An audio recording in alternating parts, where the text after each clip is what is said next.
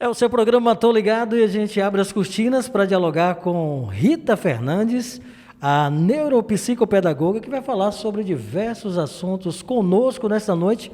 Muito boa noite, é um prazer recebê-la dentro do nosso canal. Olá, André. Gratidão, né, por estar fazendo parte desse momento com você. Vamos sim falar de temas importantes, né, que o público precisa saber, principalmente voltado para o desenvolvimento das nossas crianças. Um prazer receber você aqui.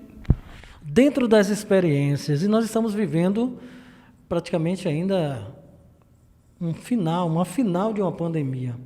E quais foram as influências desse momento, né, que vem acontecendo no mundo, mas especificamente na Bahia, com relação às crianças e às suas relações com seus familiares dentro desse período pandêmico?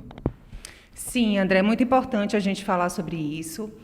A pandemia, na verdade, foi um agravante para todos nós, né? Foi assim um mundo que se modificou, o seu dia a dia, o seu cotidiano, e para as crianças não foi diferente.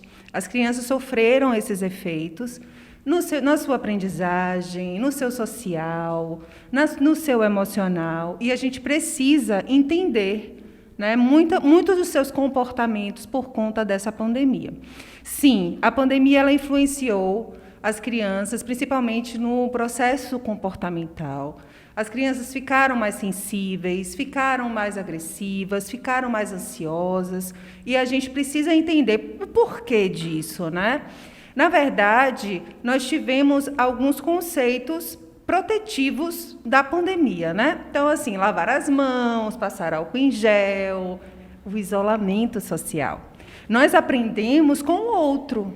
Nós aprendemos por imitação. O nosso cérebro, ele aprende por repetição.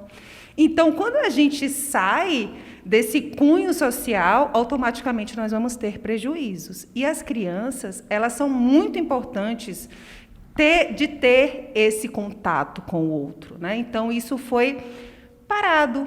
Isso, na verdade, foi tirado da criança e automaticamente vieram atrasos de neurodesenvolvimento.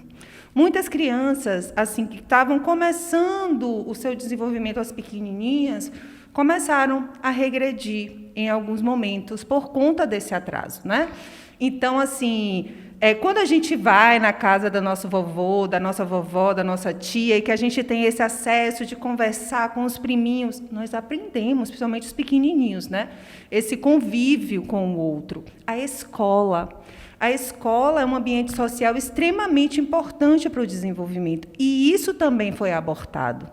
Então, muitas crianças tiveram atrasos dentro do processo de aprendizagem. Por exemplo, crianças que esqueceram a escrita do nome, crianças que sabiam somar, parou, crianças que sabiam escrever até 10, não sabiam mais. Então, a gente pegou situações bem complicadas por conta do efeito da pandemia. Rita, e o que a gente precisa fazer para observar isso? Precisamos ter um olhar sensível. Precisamos, sim, no primeiro momento, ligar o sinal de alerta e procurar um profissional adequado para estar avaliando essa criança, para saber se, de fato, esse atraso foi por conta da pandemia ou se é algo além. Então, a gente só pode saber disso através de uma avaliação minuciosa, tá? Mas pais, cuidadores, é importante a gente entender que a pandemia, ela teve sim os seus agravantes e as crianças foram foco disso, principalmente aquelas que estavam num processo de desenvolvimento que é tão importante da gente ver acontecer e que a gente viu parar por algum momento, tá bom? Agora, como os pais, né, conseguem perceber?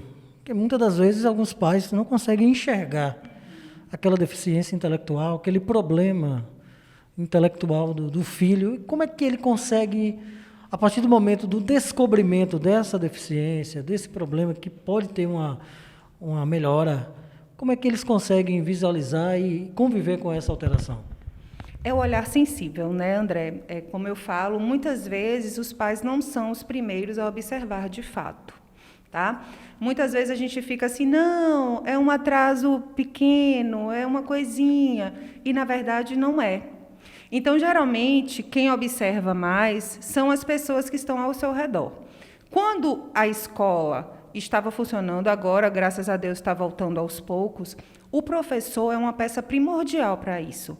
Por quê? Porque na escola é um lugar onde a criança ela precisa prestar atenção, ela precisa se concentrar, ela precisa sentar, ela precisa ter as habilidades básicas muito fortalecidas. E quando o professor ele observa alguma diferença, alguma coisa que não está indo na linha certa, ela é a primeira pessoa a sinalizar aos pais, tá? Então, assim, um familiar que tem acesso a essa criança e que começa a observar também que alguma coisa está errada, entre aspas, né, mas que não está indo, como eu falei, numa linha, ela começa a sinalizar também. Então, assim que os pais observarem que dentro do desenvolvimento dessa criança, e é bom frisar, André, que nós temos os marcos do desenvolvimento, que são sinalizadores que me dizem o que a criança deve estar fazendo naquela idade. Então, esses marcos servem para nos nortear. Então, se a mãe, ou o pai, ou o cuidador observa que essa criança ela está em atraso de desenvolvimento, ela precisa procurar um profissional adequado, né, para avaliar, para estar estimulando essa criança dentro do processo de desenvolvimento, para daí a gente saber quais são os próximos passos a fazer. Mas é muito importante entender que o professor é uma peça primordial, que o próprio pai, que a própria mãe, que tem esse olhar sensível, que está sempre perto dessa criança, é importante colocar isso também. Por quê? Porque muitas vezes no corre-corre da vida, trabalho, deixa essas crianças, né, com outras pessoas, com babás, com, né, secretárias dentro de casa, e acaba tendo pouco contato com a criança. Então, é muito importante que o pai e que a mãe tenha esse acesso de ir para o chão, de sentar, de brincar, para observar como está o desenvolvimento da sua criança.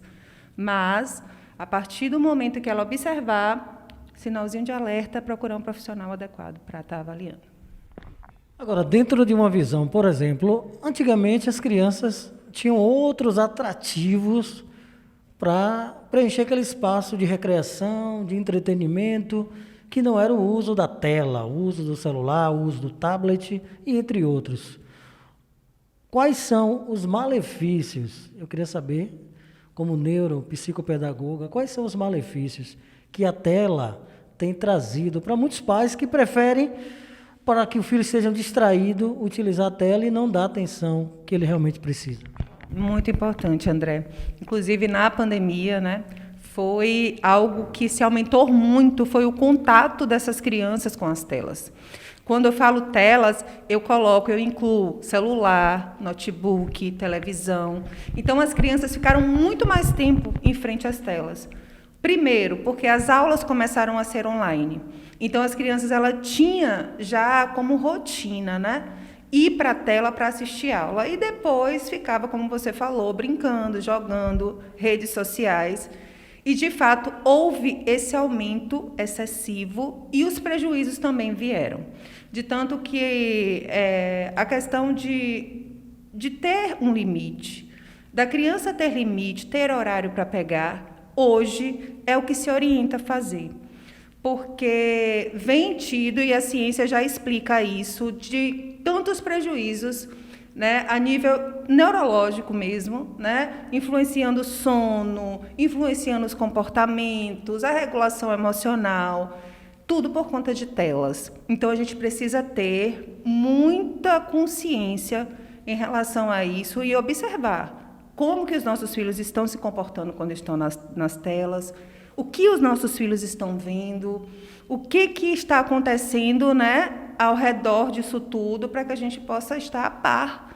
Porque tem, sim, muitos prejuízos acontecendo a nível de telas, e somos nós, adultos, que temos a maturidade cerebral, né, para estar guiando essa criança e dizendo, não, você não pode ver isso. Agora não, o seu tempo já acabou, o seu tempo é tanto a tanto. É difícil, porque nessa pandemia, o isolamento social, essas crianças não saíram, essas crianças ficaram em casa, os pais também. Então, assim, uma exaustão, né, emocional aí muito grande, mas a gente precisa, enquanto pais, ter esse posicionamento de dizer e dar limites, né? Os nossos agradecimentos à neuropsicopedagoga, nossa amiga Rita. Agradecer a sua presença marcante. Eu sei que teremos outras oportunidades contigo. E deixar o microfone do nosso programa Tô Ligado aberto para suas considerações finais e para dizer também os dias de atendimento aqui no seu espaço. Oi, André, obrigada pela oportunidade. Muito bom falar com vocês, explanar sobre esse tema tão importante. E eu queria dizer que eu sou proprietária do Espaço Neuropsicopedagógico Voar e sou terapeuta infantil, onde eu trabalho com crianças com atrasos de desenvolvimento, crianças com autismo, avaliação para TDAH, estimulação cognitiva. E aqui a gente funciona todos os dias, né? São horários marcados.